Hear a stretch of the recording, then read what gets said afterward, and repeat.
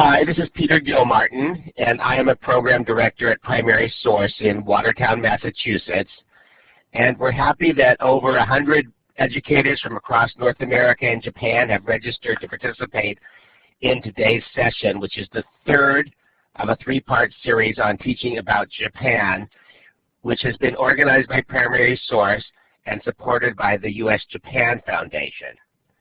Primary Source is a nonprofit educational organization that for over 25 years has been providing professional development for K-12 educators about world cultures and global issues.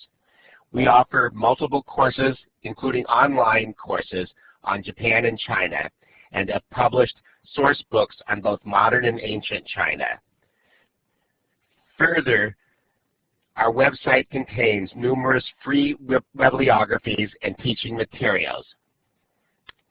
Today, this presentation will be about Japanese culture and daily life as lived through the lives of children in Kyoto and as seen through the Japanese house at the Boston Children's Museum. Our presenter is Akemi Chayama, who is a native of Hiroshima and has been the Japan program educator at the Boston Children's Museum for the last 13 years.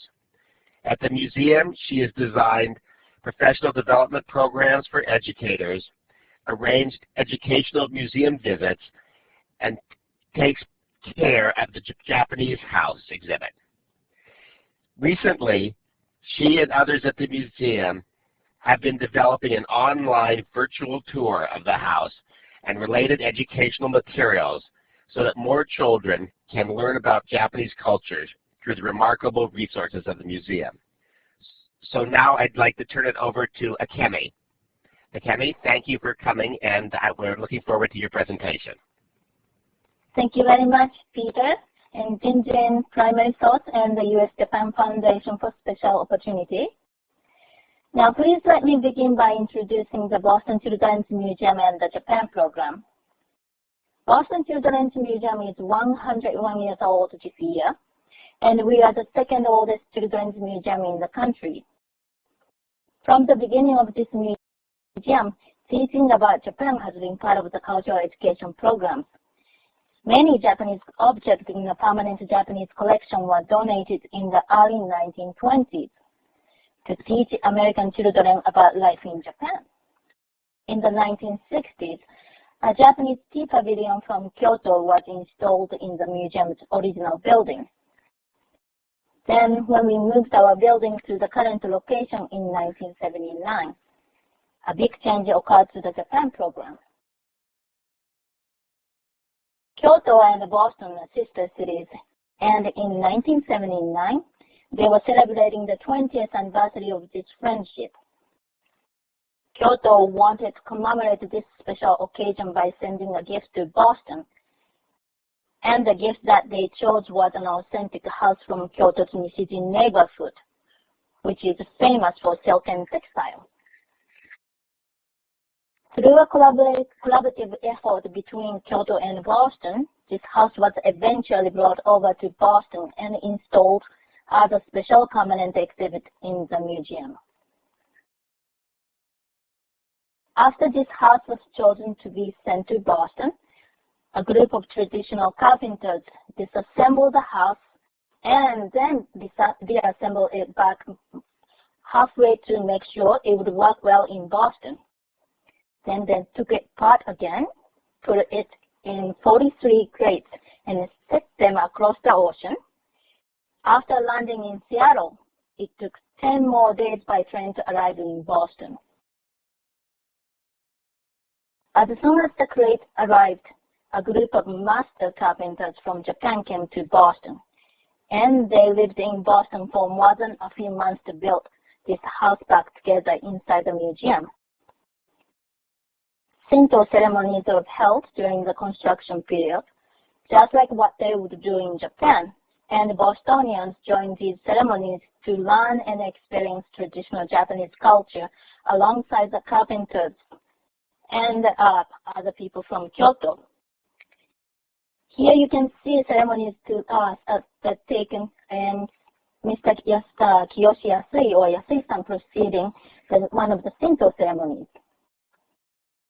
While the carpenters were in Boston, they also enjoyed going to a Red Sox game, of course, and other things like ocean feasting and participating in other cultural exchange activities.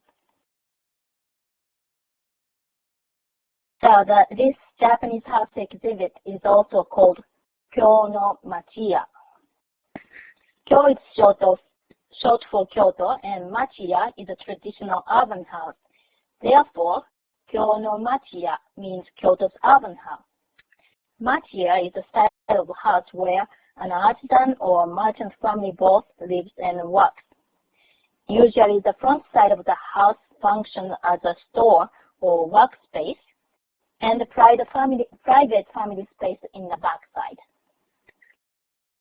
This Japanese house exhibit, or Kyo no Machiya, opened its doors to the public in April 1980. Since then, the exhibit became a very popular and unique educational space for the visitors, young and old. Having an authentic environment creates a deeper and memorable learning experience for the visitors. And now, in 2014, we are celebrating the 35th anniversary year since this house was transported to Boston. The visitors who used to visit this house as children are now parents bringing their own kids to this house exhibit. And while we continue our educational programs in this house, we realized that we should make this special resource available to much wider audience, both nationally and internationally. So we started the website and digitization project a few years ago. This is our new Japanese website. There are a few components still being developed, but this site is almost complete and already available for public viewing. And the web address is japanesehouse.bostonchildrensmuseum.org. You can also visit bostonchildrensmuseum.org and visit the Japanese house exhibit page from there. And the components that are included in this house, house website are production, virtual tour, videos, lessons and activities, timeline, collections, bibliography, and resources. Now, for the rest of the presentation today, I would like to raise some questions and discuss those as I introduce this new website resource. These are the questions that often asked here from the visitors or about Japanese house. So these are common questions that we get often. So now question number one. What is special about this house? There are many reasons why this Japanese house exhibit at the museum is special, but here are our top 3 reasons. First, it is a good example of traditional Japanese architecture that is actually becoming more difficult to find even in Japan today. In 2012, National Geographic magazine wrote an article, "Now or Never, 9 places to see before they slip away." In this article, Kyo no Machiya, Kyoto's townhouses, were chosen as one of the 9 places that you should see before they disappear. It was chosen alongside the places such as Mount Kilimanjaro's snow and the Dead Sea's water level. Secondly, it is a symbol of international friendship and goodwill. This house was brought over to Boston because of the effort by the good citizens of both Kyoto and Boston, valuing cultural understanding and fostering the friendship beyond the borders. The third, it is an authentic house with stories. House was home to a real family for many generations. This is where family daily lives and holiday celebrations took place. Those are the history of this house and the unique people living inside of it. But we can also peek in and learn the culture and social condition of the particular time. I often say that this is a historic house museum within a museum.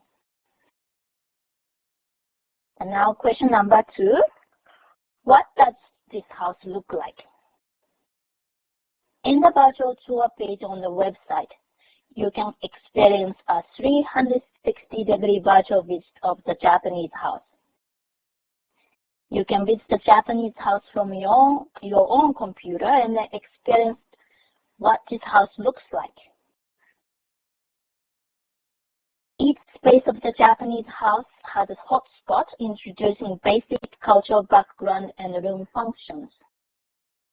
The second floor of the house has not been open to the general public for viewing, but with this virtual tour, the visitors now can take a look at the upstairs.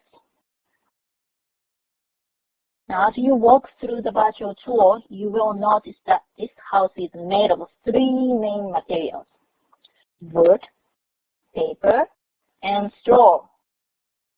The entire frame of the house is made of wood. Having about 70% of land covered by mountains in Japan, traditionally wood was always used for building. In fact, Japan is known for the oldest existing wooden structures in the world. And now, as you know, this house is made of wood, yet this house was constructed together almost without nails. The technique of fitting wooden joints together like a jigsaw puzzle was used. Another unique feature you're noticing is that a lot of exposed wood surface you can see in this house. And also, many different types of wood being used. So instead of covering on them with a thick paint, exposing and appreciating the design of the wooden surface was valued in the traditional aesthetics. Instead of using just few types of wood, intentionally many different textures and colors, shapes of wood were used in this house. In the video on the website is the Japanese house with Yukio Lippitt. Professor Lippitt says Japanese are very sensitive to different kind of wood. Each wood has different property, different grains, different colors, and these are mixed and matched in the architecture. A good Japanese traditional home makes you feel like you are in nature and surrounded by nature, even though you are inside your home. So the surface of wood such as tree rings, grains, and stains are part of what nature creates and are therefore treasured. As you walk through the virtual tour or through the videos, you will be able to sense that. And paper is an important product in the Japanese culture, and a traditional handmade paper called washi can be seen in many places in this house. In particular, fusuma doors, shoji doors, and overhead lightings are made with washi paper. Fusuma has layered papers on both sides of a wooden frame, and they act as doors or walls between rooms. They can be removed from the truck to create a larger room, and they can be closed completely to create more private small rooms. Shoji has a thin one-layer paper stretched over one side of a wooden frame. Thin paper allows light to filter through, and it creates a gentle glow. Like fusuma, shoji also acts as doors, walls, and window or curtains. Like fusuma, shoji can be also removed from the door frame easily. But unlike fusuma, shoji are usually facing to the exterior space rather than dividing interior spaces. And as you roam through this house, you will also discover the traditional floor called tatami. Tatami is made of tightly packed rice straw in the core and covered with a fine layer of woven igusa bead on top, and bordered with cross tape on two sides. Tatami mats are usually sized for approximately 3 feet wide, 6 feet long, and about 2 inches in thickness. There are slight regional differences in size. For example, a Kyoto-sized mat is a little bigger than Edo or Tokyo-sized mat.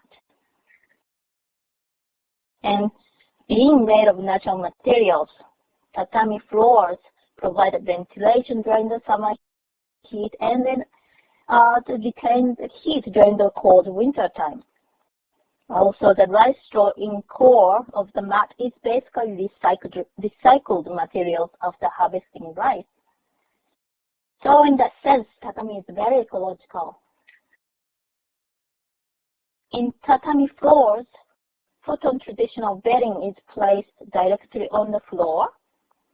Therefore, the floor is seen as an extension of the bed. This is one of the reasons why it is customary to remove shoes in Japan. And one more thing, the size of the room is determined by how many tatami mats can fit into the room. And that is still the basic measurement of room size being used even today in Japan, whether it is made of tatami mat floor or hardwood floor or other type of floors.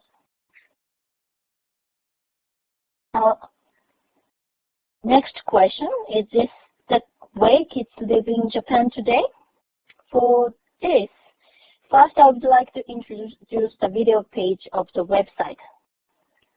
In the video page, we have included 5 videos so far.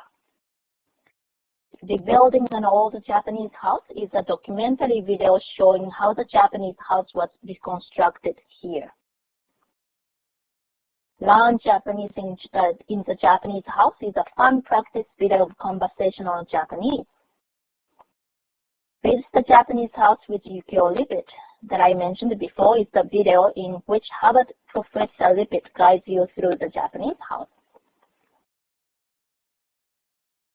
Many Homes in Kyoto, Japan talks about kids and their home and neighborhood environment in Nishijin in Kyoto today. A Day at Elementary School in Kyoto, Japan was filmed in Nishijin Juo Elementary School. For the question, is this a way kids in Japan live today? I would like to use the video, Many Homes in Kyoto, Japan. This is Ran. She enjoyed practicing Japanese calligraphy and she lived with her grandfather, a cat, and a dog. After her grandmother passed away, Ran decided to move into her grandfather's old house so that she can keep him company. In his old house, there are Kamidana family Shinto shrines, and an old kotatsu heating table, a Buddhist altar where she said goodnight to her grandmother's photo every night. And when she is ready to sleep, she puts out her futon traditional Japanese bed on the tatami straw mat floor. So in that sense, Ryan is almost completely immersed in the traditional home culture, and that is actually quite unique these days in Japan.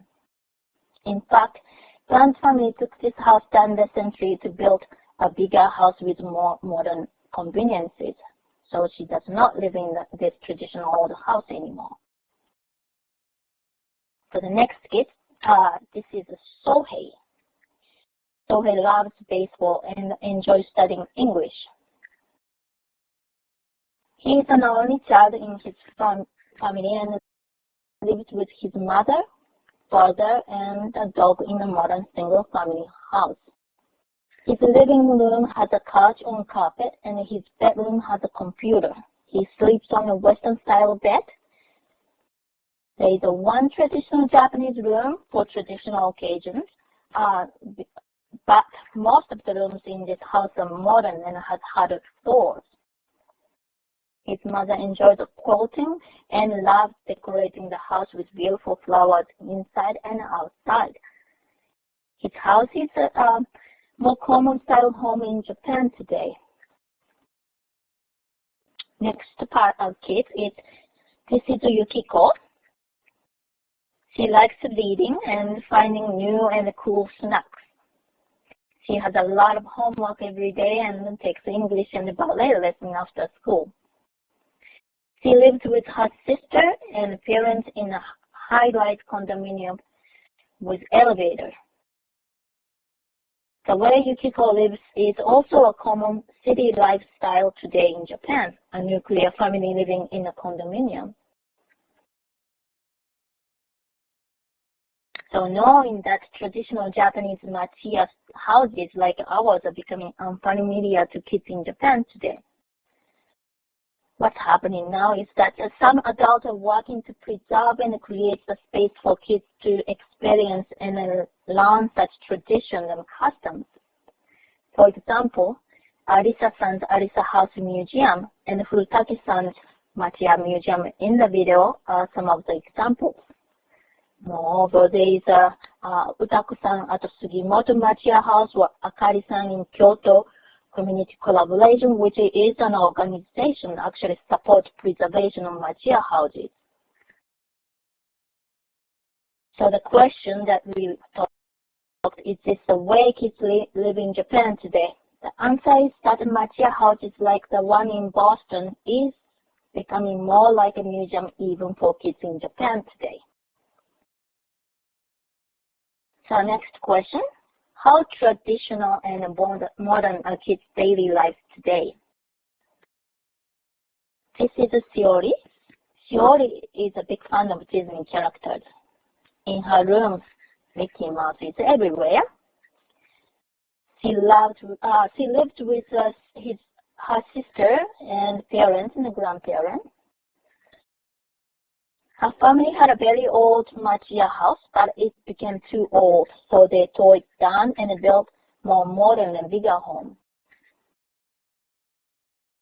And they kept the front side of her home as a store like their old house, but because they built a multi-floor building, they now rent out upper floors as an apartment unit.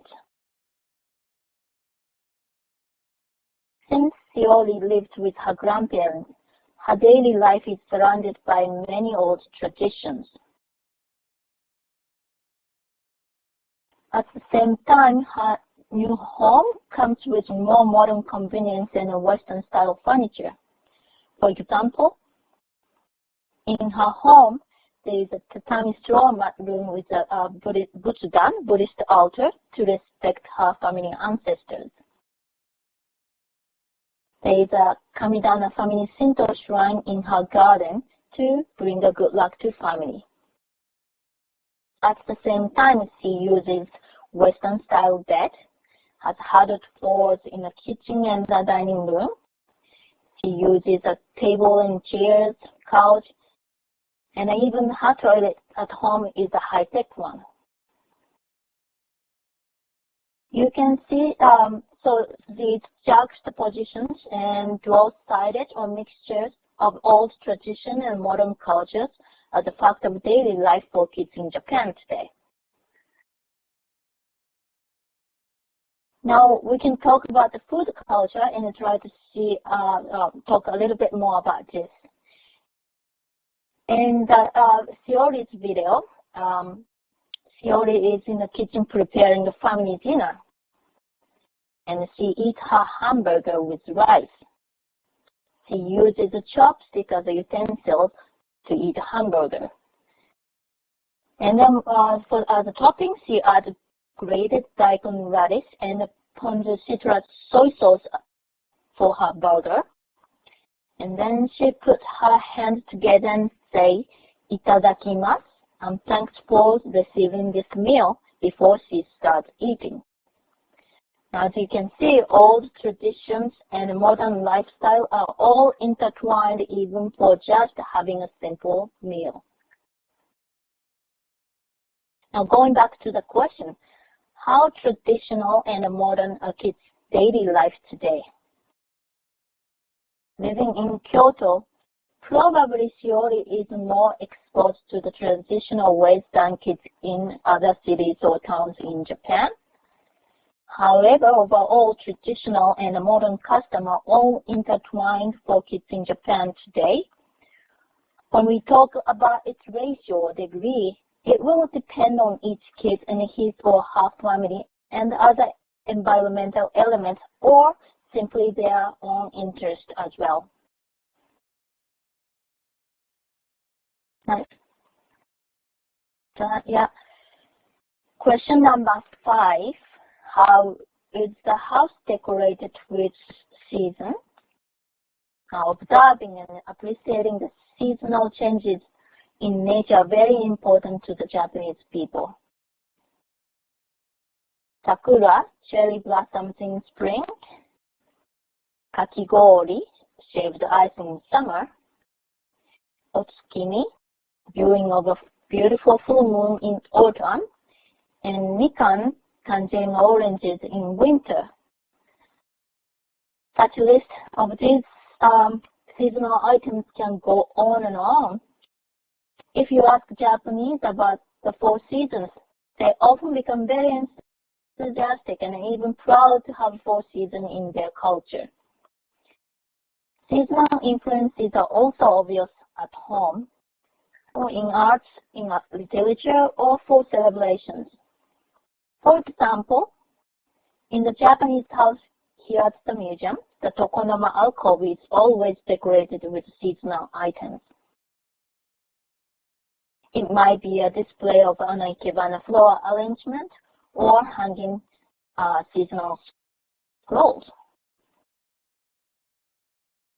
And if you go to the lesson and activity page on the website, we have also included 12 monthly activities where you can find out more about seasonal celebrations, including easy hands-on activities to learn about those customs. And this is the April activity that you're seeing. Make your own sakura, cherry blossom, byobu screen. And each activity lesson includes background information, seasonal images, and hands-on activity instruction and activity template. So easy to use.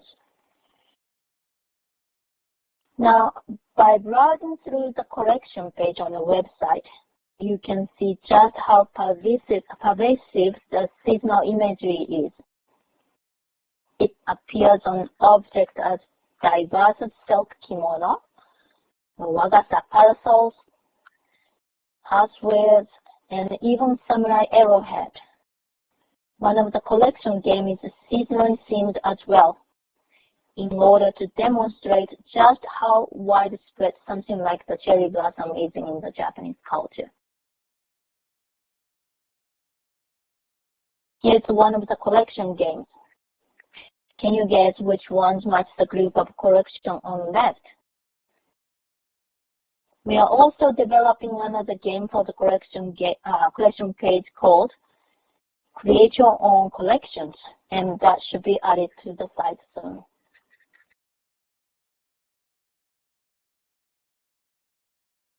Now, question number 6. Now, how is the religion reflected on this house? Through the virtual tour page and the videos, you can discover the religions and the religious practices observed in the Japanese house. Here are some examples. Top left, Kamidana, a family Shinto shrine, is in the Japanese house. Shinto is Japan's oldest religion, and it emphasizes living in harmony with nature and recognizes kami deities. For example, in the Shinto shrine in the Japanese house, we have Inari fox statues. Inari or Oinari-san are foxes which are believed to bring good luck and prosperity to the family. And in Ran's house and Shiori's garden in the video, many homes in Kyoto, Japan, you can also find their family Shinto shrines. And Shinto has always been able to coexist with other religions and their symbols. That can be observed when you visit to the Japanese house through the virtual tour. While there is a Kamidana, family Shinto shrine in the family room, there is also Butsudan, a family Buddhist altar in the formal dining room. A family Buddhist altar is where the family respected and remember their ancestors. Usually photos of the deceased family members are placed in the Butsudan, and the family brings some offerings of food and flowers and light incense and candles.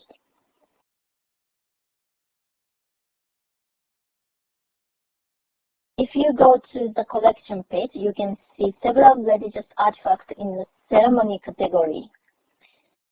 The museum kept most of the objects used during the Shinto ceremonies performed for the construction of the house in 1979. And there are several objects from the 19th century to early 20th century for Butsudan. You can also see examples of good luck charms that are often sold at the local shrine during certain times of the year. The Japanese house category contains religious objects currently on view in the house, such as the collection of statues that represent Hotei-san, one of the 7 lucky gods.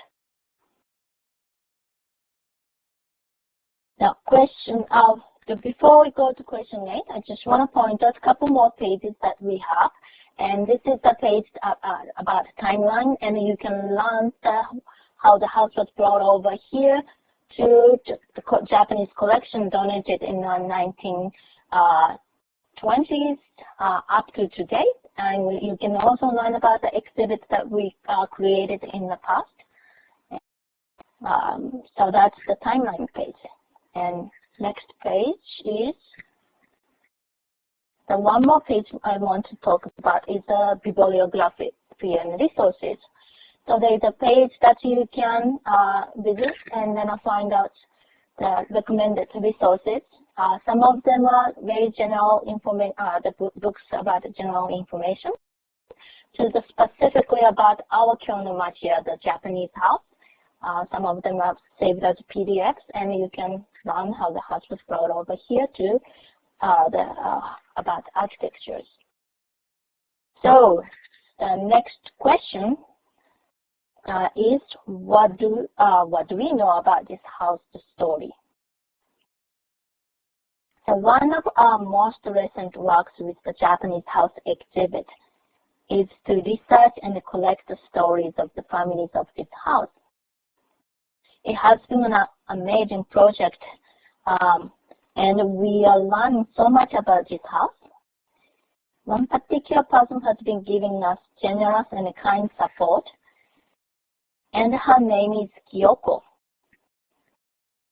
Kyoko's family owns a Japanese house that was given to Boston. Kyoko did not actually live in our Japanese house, but her aunt and uncle did, and she visited them often. Her own home was also a Machiya-style home, very similar to ours, with a shop in the front and living area in the back. Today, Kyoko is a master Japanese calligrapher and watercolor painter. Through her art, she shares her memories of growing up in the 1940s and then 1950s in her Machiya and the Nishijin neighborhood. I will introduce a few sections from her story pages as a preview today. This is the Kyoko's story. While growing up, the kitchen in my Machiya had a water well with a pulley and a bucket attached. There are wood-burning stoves, Hotei-san good luck statues, and earthen floor. The dining room was next to the kitchen, and I had to take off shoes and step back from the kitchen when I wanted to go to the dining room. During the winter night, my brother and I enjoyed playing a card game called 100nin Isshu. 100 people, 100 poems. We would ask our mother, who was doing dishes in the kitchen after the dinner, to recite the poems for us, because she had memorized all the 100 poems. As she read, my brother and I competed who could find the matching card for the poem she read. In this game, whoever collects the most cards is the winner. Around the table. Since my house also served my father's silk business workspace, its workers and products occupied everywhere in my home during the day. There was almost no privacy or play area for me. Yet, somehow by nighttime, everything was cleaned and cleared up, and my family had a private family time. At the dinner table, my siblings and I tried to keep good table manners to show respect to our father. I think that I learned good manners and etiquette because of our family dinner time.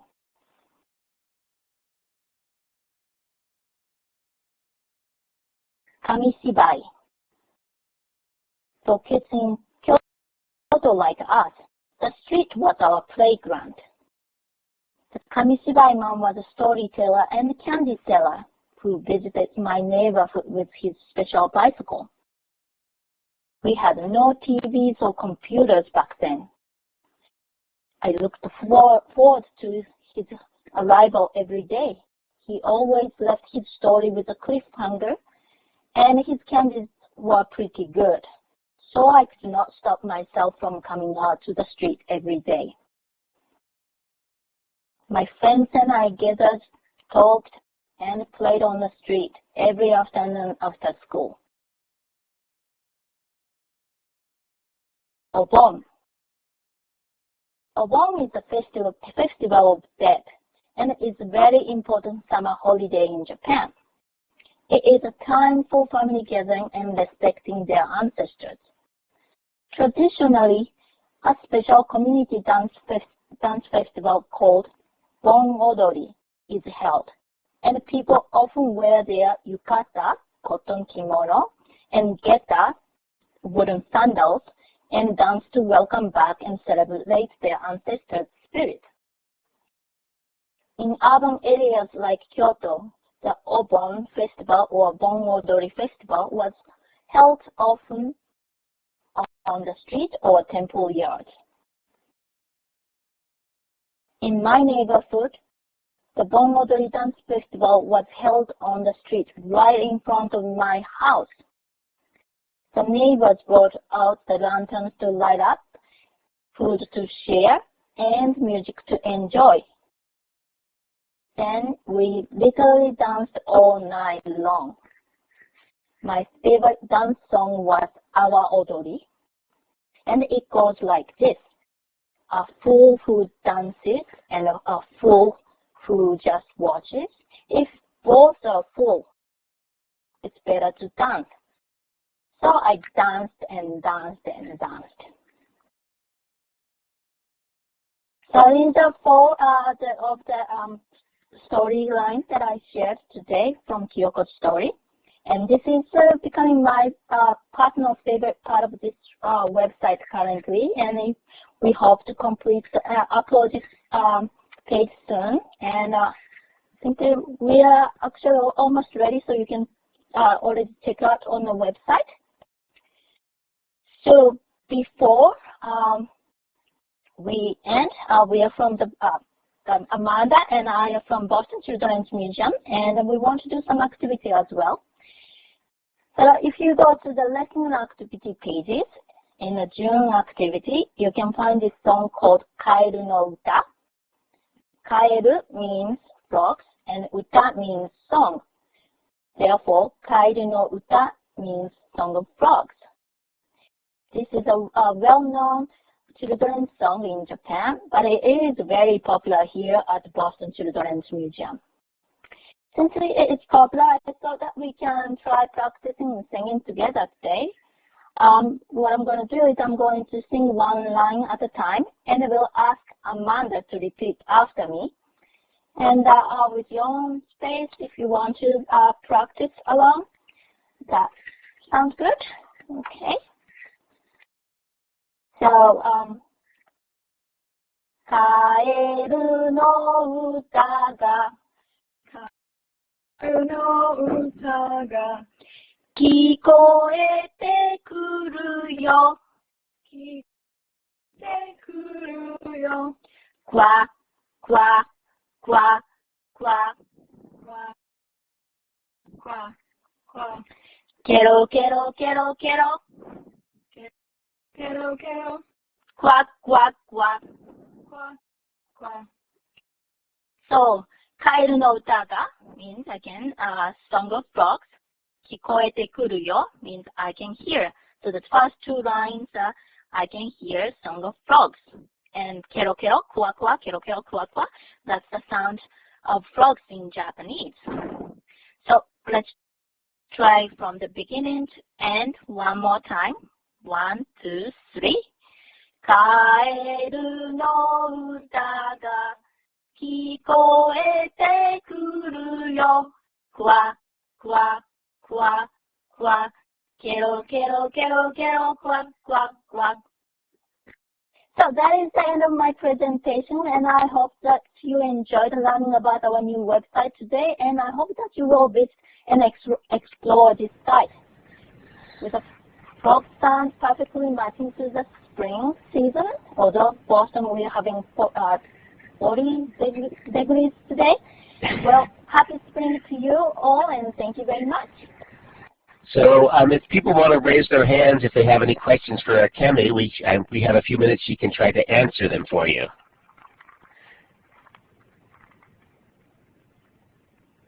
Do we have any questions? Do you want to raise your hand?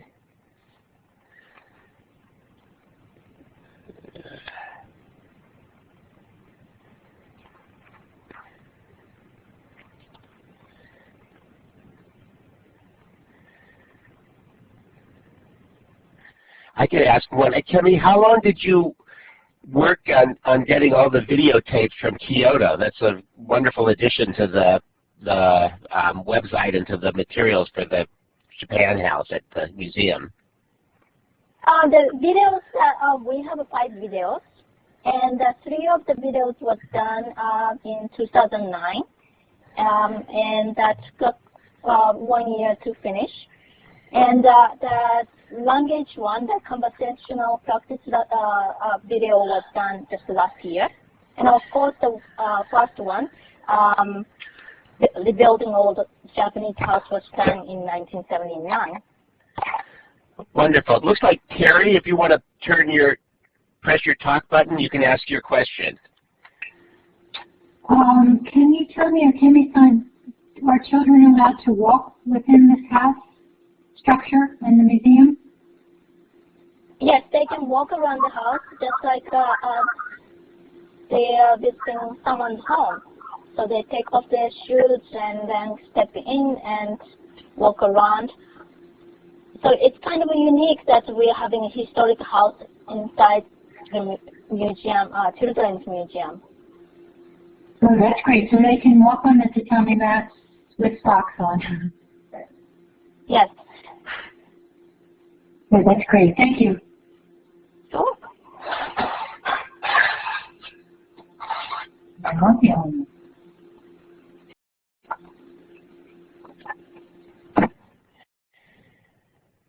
Does anybody else have a question?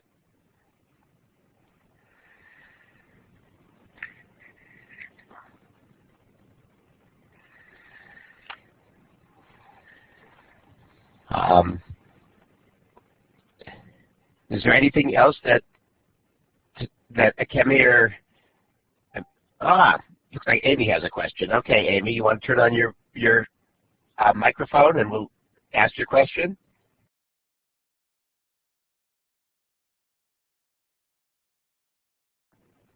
You need to hit the talk button above on the left, Amy, in order to talk. Oops, you wrote it. I will be typing. Okay. Okay. So you want to type your question?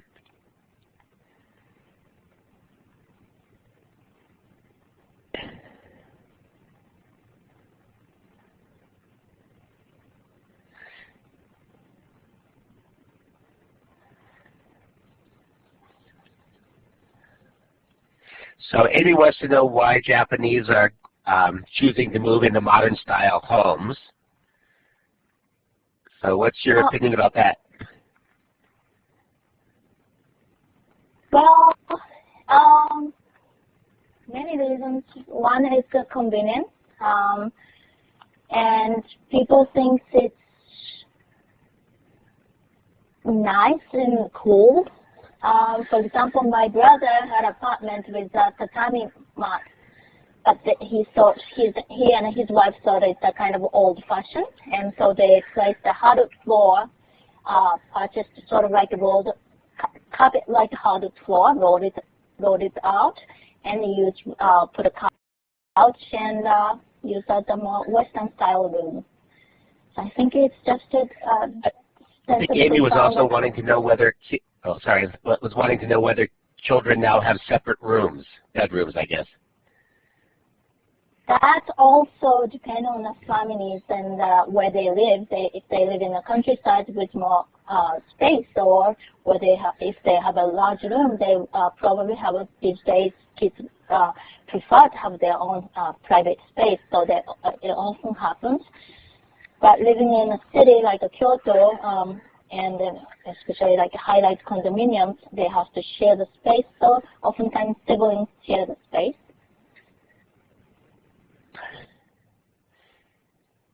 Paul was saying, writing that he was thinking that maybe the virtual tour would be a valuable activity after reading children's stories about Japan. Have you given any thought to how people might be using the virtual tour now that it's available? Yes. Well, it can be adjusted to many different kind of activities, because the different sections, it's you can use for talking about history, traditional Japanese house, to architecture, and but the things. So even though this house is old and it's sort of like a museum for many kids in Japan, but the elements that you see in this traditional house actually exist in each one's homes. So we can talk in a more traditional way, but put that in a more contemporary context, and then you can use that for the virtual tour for that lessons as well.